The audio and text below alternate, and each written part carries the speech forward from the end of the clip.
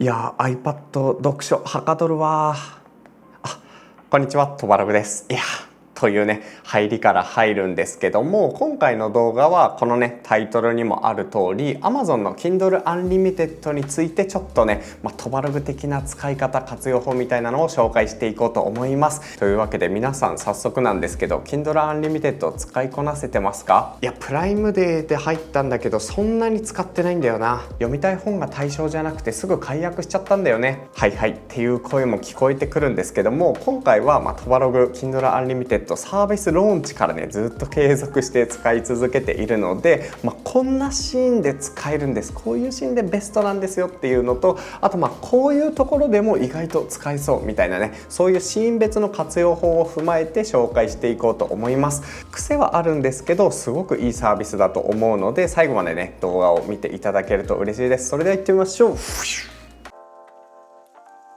まずそもそも Kindle Unlimited って何なのっていうところで言うと、 Amazon が提供している本とか雑誌の読み放題サービスですね。ここにある通りなんですけど、本当にね、実用書から参考書、自己啓発本、あとは雑誌とかね、そういうあらゆるジャンルの本200万冊以上が月額ね980円で読み放題となるサービスですね。今ねちょっと Kindle Unlimited のトップページを見ながら話しているんですけど、結構いろいろなねジャンルが読み放題になるんですよね。こんな感じで漫画はもちろんなんですが、こういうねビジネス書とか、これちょっと読みたいなみたいな、あとはねこういうポパイとかカーサブルータス銀座みたいな結構ね有名どころの雑誌とかも最新号がね Kindle Unlimited で読み放題になったりとか、中にはね対応していない雑誌だったりとか本とかねもちろんたくさんあるんですけど、それでもこうやってね有名どころをジャンル別に探していくと割といろいろなものがね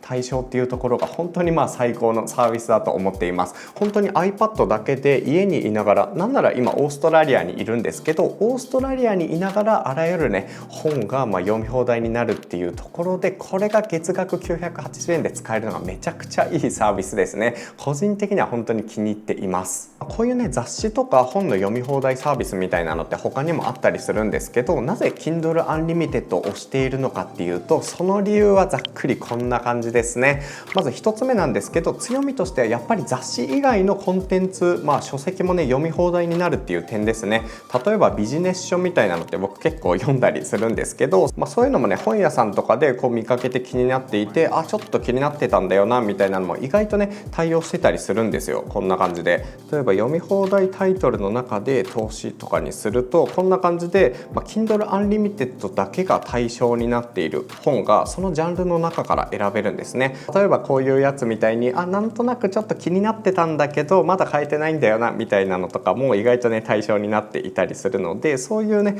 感じで、雑誌以外にも対応になっているっていうのが結構嬉しいです。で2つ目としては、普段の Kindle の棚と同じ場所に本がね収納できるっていうところですね。これ結構地味にいい点なんですけど、例えばね今僕が見ているのが自分の Kindle の棚の中なんですけど、こういう風にね普通に買った本もあれば Kindle Unlimited 対象となっている本もねちらほらこの中に並んでくれるんですよね。こういう風に購入した本棚の中で雑誌も本も関係なく、いつでもね自分の好きな本がこういう感じで読み放題になるっていうのがめちゃくちゃいい点ですね。これでアプリとかサービスがすごいばらけちゃってると自然とねどっちかを使わなくなったりするんですけど、これがうまい具合にね有料版と、Kindle Unlimited 版がね混ざってくれることでいつでも使いやすいサービスになっているのかなっていう感じがします。ここもいい点ですね。で3つ目としては、これ地味なんですけどオフラインで20冊までダウンロードできるっていう点ですね。結構こういう読み放題サービスとかって例えばね飛行機の中で使うためにいろいろダウンロードしていったんだけど、実際に飛行機に乗ったらオフラインです使えませんみたいになって本当に何も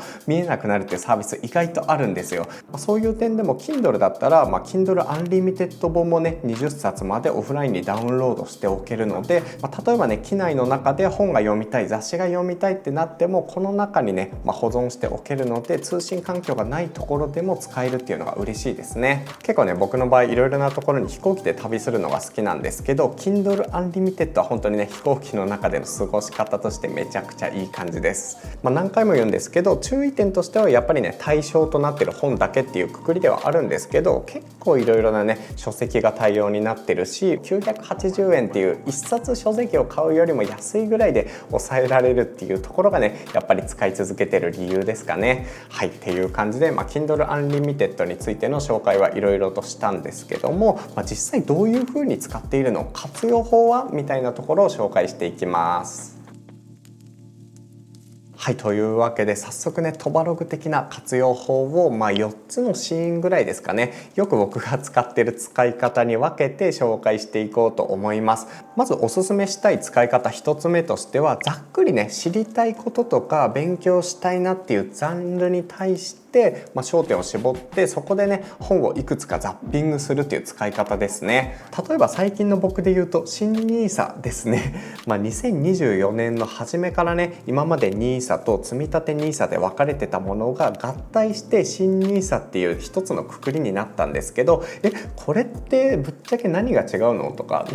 どう違うのみたいな、そういうのをざっくり知るためにKindle Unlimited すごく活用しました。例えばね Amazon のトップページでKindle ストアに絞って新 NISA で検索すると、こうやって検索結果を見ていくと本当にいろいろな本があるんですよ。で結構ね本によっては割と思想が垣間見えるところがあって、結構ねこう買いなさいとか新 NISA やめなさいみたいないくつかあったりするんですけど、そういうのって何冊も読まないとこうざっくりとしたそのふわっとねそのジャンルについて理解しづらかったりするんですよね。なので僕結構こういうのを5冊ぐらい読んだりするんですけど、5冊も本を買うのであれば本当にね投資に回したいなみたいな、そういう時に例えば Kindle Unlimited を使えるとこんな感じで、ざっくり図解だったり漫画でわかるとか証券外務員が教えるとか、本当にいろいろ漫画でわかる、小学生でもわかるとかね、いろいろこういうのが出てくるんですよね。でその中から例えばね上から順にベストセラーだったり、星がね多いものたちをこうやってねいくつか5冊ぐらい読んでいくと、ある程度ざっくりねこういう成長投資枠と、積み立て枠があるのねみたいなとか、いくらぐらいここに年間かけられるのねとか、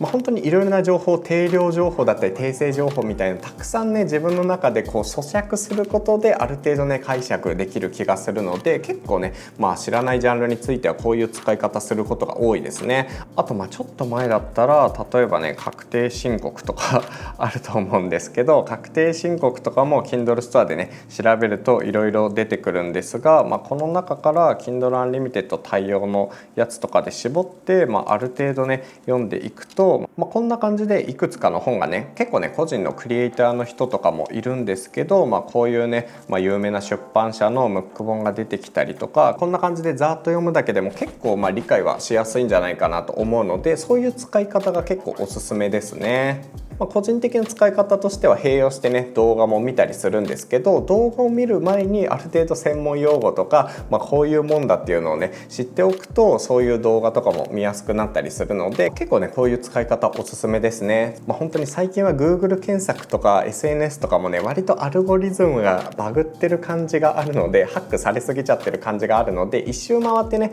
本とか書籍みたいにこうやってねペラペラーと俯瞰して、凝縮した情報を見やすいっていうのが結構メリットかなと思っています。で2つ目としては、引っ越ししたからおしゃれな家具とか雑貨とかそういうのをいろいろ知りたいみたいなね、そういうちょっとプライベート寄りな話なんですけど、そういう使い方も結構しますね。こういう用途だと結構ね雑誌をいろいろ本当に斜め読みする感じですね。例えばカーサブルータスとかってすごくねセンスの良くて、割と高いんだけどいつかは欲しいなみたいなね家具とかそういうのをね特集していたりするんですよ。例えばこれだと照明術だったりとか、このね居心地のいい家具みたいな、そういうのも見てください。これ Kindle Unlimited で立ち読み感覚で、その本がね読むことができるんですね。こういう家の特集だったり道具、照明の本とか結構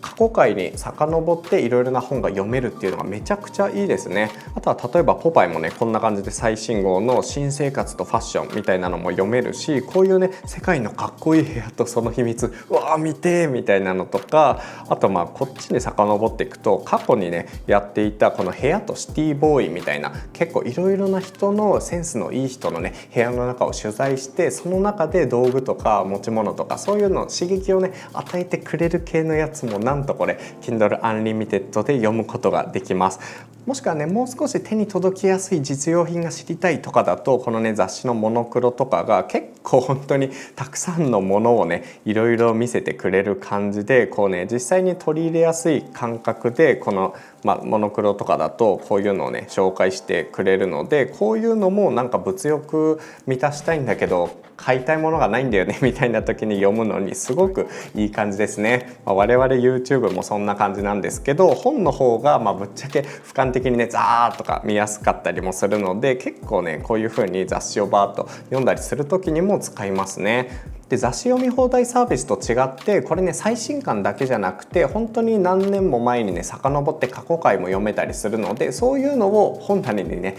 入れておいていつでも読めるっていうのがやっぱり Kindle Unlimited 強いところかなと思います。ちなみにこれですんごい良かったっていう本とかだと、僕は書店とかに行ったりAmazon とかでね、中古の売ってるものとかを買って本でね紙のまんま手元に置いとくっていうのをよくやりますね。なんかこう情報として読みたいものは Kindle で十分なんだけど、手元に置いときたい、何回も繰り返し読みたいっていうのは紙でね置いときたいっていうのがあるので、そこもね含めていろいろ使い分けしてる感じです。こういう雑誌の使い方めちゃいいですね。でこれの使い方に結構近いんですけど、個人的な活用法3つ目としては、旅行先の情報をざっくり得るっていう感じですね。例えば最近だったらビジョンプロを買いにねハワイに1泊3日で行くっていうのをやったんですけど、その時にも1泊しかないから本当に地理感覚も分かんないし、初めて行くからどんな感じなんだろうっていうのを知るためにね、例えばこんな感じでハワイで調べるとこういう風にね本がたくさん出てくるんですけど、その中で1泊しか行かないしな、1回しか行かないしなみたいなので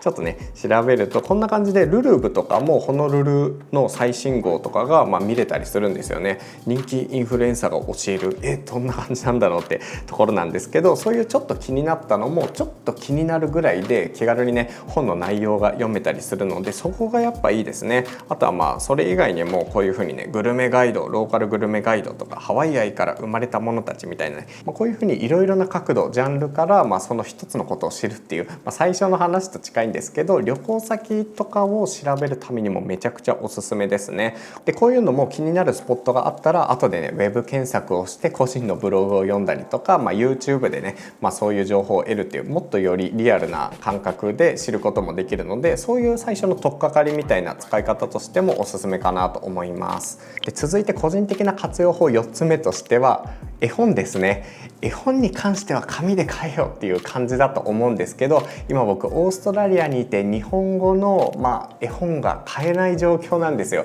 そういう時でも子供にね読み聞かせしてあげたいなと思って絵本とかをね探してたんですけど、意外と Kindle Unlimited でもあるなっていうのがねちょっと最近分かったので、これもね活用法として紹介します。絵本で調べると Kindle でも意外とね絵本たくさんあるんですよね。こうやってあんまりね聞いたことがない本とかも多いんですけど、本当に寝る前に子供にね読み聞かせるとかだったら全然ありかなと思って、こういう風にねいろいろな本を最近はインストールして毎晩読んであげています。で僕のね Kindle Unlimited の20個のダウンロード枠のうち10個ぐらいは絵本ですね。 iPad で最初はね絵本をこういう風に読み聞かせるのってどうなんだろうってね、ぶっちゃけやっぱ紙の方がいいんじゃないかなって思ってたんですけど、意外とね子供はそんなに気にしてなくて、あとは普通にね、寝ながらなんですけど、画面もね夜のナイトモードですごく暖色寄りにして明るさをちょっとだけ落としてあげると結構ねその後すぐ寝ついてくれたりもするので、意外とね絵絵本の読み聞かせっていうところにおいてはかなりありだなと思っています。で実際ねここで読んでみて子供がすごい気に入ったら紙の本でね買ってあげて自分で読めるようにしてあげたらいいかなと思っていて、日本に帰ったらねこの中でもねいくつかこう本をね買ってあげようかなと思ってますね。そういう立ち読みというか読み聞かせ的な感じでも使えるのが結構いい点ですね、個人的には。さっきも言った通り Kindle ストアにある全ての本が対象っていうわけではないので、例えば〇〇っていうタイトルの本が読みたいとか、書店で気になったこの本が読みたいみたいな本の名指しで加入するっていうのはあんまりおすすめできないんですけど、例えばねそのジャンルについてざっくりザッピングしたいとか、ちょっと立ち読み感覚で旅行の情報を得たいとか、そういうね目的に応じて使うっていうところだったらめちゃくちゃ使いやすいんじゃないかなと思っています。それで気に入ったら本屋さんに買いに行けばいいし、本屋さんに行ったらねまた Amazon の Kindle とは違うおすすめの仕方とかもしてくれると思うので、そういう風にねうまく Kindle Unlimited と紙の本みたいな使い分けをしていくのもいいんじゃないかなと思っています。でこのね Kindle Unlimited に関しては最初言った通り月額980円なんですけど、結構ね最近はセールのタイミングで2ヶ月間とか3ヶ月間99円で使えますよっていうね、お試しサービスだったり、最近だと通年でもね初月無料で2ヶ月目から980円かかりますよみたいなサービス体系だったりするので、最初にねちょっと試してみて自分に合わなそうだったらちょっとやめるみたいな、そういうね感じで気軽に試してみるのもいいのかなと思います。ちょっと概要欄の方に Amazon のね Kindle Unlimited ページを載せておくので、ぜひそこから登録してみてください。というわけで今回の動画終わりにしようと思います。この動画気に入っていただけた方はぜひコメントといいねボタン、あとチャンネル登録もよろしくお願いします。トボログではこの動画の他にもねたくさんルームツアーだったりガジェットのレビューだったり人のカバンの中身をねインタビューするっていうのもやっているので、そちらもぜひ合わせてチェックしていってください。というわけで次の動画でお会いしましょう。トボログでした。